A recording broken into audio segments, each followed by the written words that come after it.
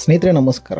ಸ್ನೇಹಿತರೆ, ಗುರುವಾರ ನಡೆದಂತಹ ಫ್ಲೈಟ್ ಆಕ್ಸಿಡೆಂಟ್ನಲ್ಲಿ ನಿಮಗೆಲ್ಲ ಗೊತ್ತಿರೋ ಹಾಗೆ 242 ಪ್ಯಾಸೆಂಜರ್ಸ್ಗಳನ್ನು ಹೊತ್ಕೊಂಡೋದಂಥ ಫ್ಲೈಟ್ ಕ್ರ್ಯಾಶ್ ಆಗಿ ಒಂದು ಹಲವಾರು ಜನರಿಗೆ ತುಂಬಾ ಒಂದು ಪ್ರಾಣವನ್ನು ಕಳೆದುಕೊಳ್ಳುವಂಥ ಪರಿಸ್ಥಿತಿ ಬಂದೊದಗಿತ್ತು. ಅದು ಒಂದು ಹಾಸ್ಟೆಲ್ ಮೇಲೆ ಬಿದ್ದ ನಂತರ ಹಾಸ್ಟೆಲಲ್ಲೂ ಕೂಡ 20ರಿಂದ 25 ಜನ ಈಗ ಸಾವನ್ನಪ್ಪಿದ್ದಾರೆ. ಸೊ ಟೋಟಲ್ ಆಗಿ 770ರವರೆಗೂ ಸಾವಿನ ಸಂಖ್ಯೆ ಏರಿದೆ ಅಂತಲೇ ಹೇಳ್ಬೋದು. ಇನ್ನು ಈ ಒಂದು ಘಟನೆಗೆ ಕಾರಣ ಏನು ಅಂತ ನೋಡೋದಾದರೆ ಅದ್ರ ಬಗ್ಗೆ ಈಗ ತನಿಖೆಯನ್ನು ನಡೆಸಲಾಗ್ತಿದೆ.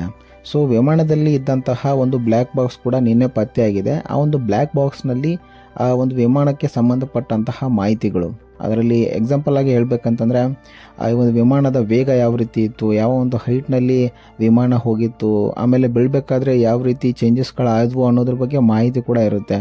ಅದ್ರ ಜೊತೆಗೆ ಪೈಲಟ್ ಯಾವ ರೀತಿ ಸಂಭಾಷಣೆಯನ್ನು ನಡೆಸಿದರು, ಕೊನೆ ಕ್ಷಣದಲ್ಲಿ ಮೇಡೇ ಅನ್ನುವಂಥ ಕಾಲನ್ನು ಕೊಟ್ಟ ನಂತರ ಯಾವ ಒಂದು ಕಾರಣಕ್ಕೆ ಈ ರೀತಿಯ ಒಂದು ಆಕ್ಸಿಡೆಂಟ್ ನಡೆದು ಹೋಯಿತು ಅನ್ನೋದ್ರ ಬಗ್ಗೆ ಬ್ಲ್ಯಾಕ್ ಬಾಕ್ಸ್ನಲ್ಲಿ ಡೀಟೇಲ್ ಆಗಿ ರೆಕಾರ್ಡ್ ಆಗಿರುತ್ತೆ.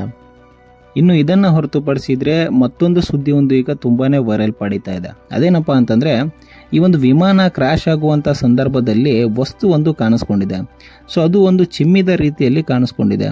ಸೊ ಹಾಗಾದರೆ ಆ ವಸ್ತು ಯಾವುದು, ಯಾಕೆ ವಿಮಾನ ಕ್ರ್ಯಾಶ್ ಆದ ನಂತರ ಚಿಮ್ಮಿತು ಅನ್ನೋದ್ರ ಬಗ್ಗೆ ಈಗ ತುಂಬಾ ಕನ್ಫ್ಯೂಷನ್ಸ್ಗಳು, ಹಲವಾರು ಜನರು ಅವ್ರದ್ದೇ ಆದಂಥ ವಿಶ್ಲೇಷಣೆಯನ್ನು ಕೊಡ್ತಾ ಇದ್ದಾರೆ. ಸೊ ತುಂಬ ಜನರು ಅದನ್ನು ಪ್ಯಾರಾಚೂಟ್ ಅಂತ ಹೇಳ್ತಿದ್ದಾರೆ, ತುಂಬ ಜನ ಅದನ್ನು ವಿಮಾನದ ಬಿಡಿಭಾಗು ಅಂತಲೇ ಹೇಳ್ತಾ ಇದ್ದಾರೆ. ಆದರೆ ತನಿಖೆ ಮುಖಾಂತರ ಆ ಒಂದು ವಸ್ತು ಯಾವುದು ಅನ್ನೋದನ್ನು ನಮಗೆ ಗೊತ್ತಾಗಬೇಕಾಗಿದೆ. ಯಾಕೆಂತಂದರೆ ರಮೇಶ್ ಅವರ ಸ್ಟೇಟ್ಮೆಂಟನ್ನು ಕೂಡ ನೀವು ಗಮನಿಸಿರ್ಬೋದು. ಈ ಒಂದು ವಿಮಾನ ಆಕ್ಸಿಡೆಂಟ್ನಲ್ಲಿ ಪಾರಾಗಿ ಬಂದಂಥ ಏಕೈಕ ವ್ಯಕ್ತಿ ಅಂದರೆ ರಮೇಶ್ ಅವರು.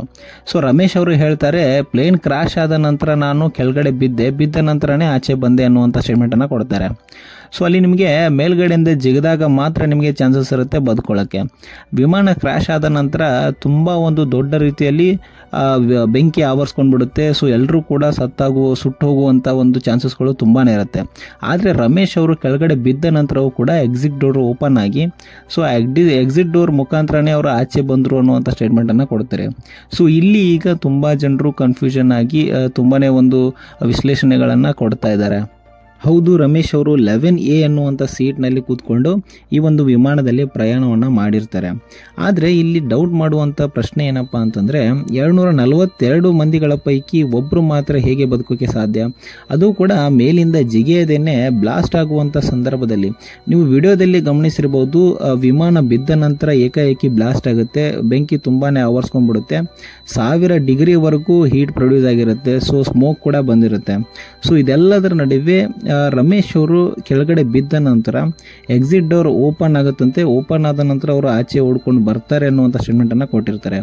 ಸೊ ಇದ್ರ ಬಗ್ಗೆ ಈಗ ತುಂಬ ಜನರು ಡೌಟ್ ಮಾಡ್ತಾ ಇದ್ದಾರೆ. ಅವರ ಒಂದು ಎಕ್ಸ್ ಖಾತೆಗಳಲ್ಲಾಗಿರ್ಬೋದು, ಇನ್ಸ್ಟಾಗ್ರಾಮ್ ಒಂದು ಖಾತೆಗಳಲ್ಲಾಗಿರ್ಬೋದು, ಸೊ ಎಲ್ಲ ಕಡೆಗಳಲ್ಲಿ ಇದ್ರ ಬಗ್ಗೆನೇ ಡೌಟ್ ಮಾಡಿ ಪೋಸ್ಟ್ಗಳನ್ನು ಹಾಕ್ತಾ ಇದ್ದಾರೆ. ಒಟ್ಟಿನಲ್ಲಿ ಈ ಒಂದು ಅಹಮದಾಬಾದ್ನ ವಿಮಾನ ದುರಂತ ಪ್ರಪಂಚದಲ್ಲಿ ಆದಂಥ ಅತಿ ದೊಡ್ಡ ಘಟನೆಗಳಲ್ಲಿ ಒಂದಾಗಿದೆ. ಸೊ ಇದ್ರ ಬಗ್ಗೆ ನಿಮಗೇನು ಅನಿಸ್ತು ಅನ್ನೋದನ್ನು ಕಾಮೆಂಟ್ ಮೂಲಕ ತಿಳಿಸಿ. ಹಾಗೂ ಇದೇ ರೀತಿಯ ಕಂಟೆಂಟ್ನೊಂದಿಗೆ ಮುಂದಿನ ವಿಡಿಯೋದಲ್ಲಿ ಸಿಗೋಣ. Thank you so much.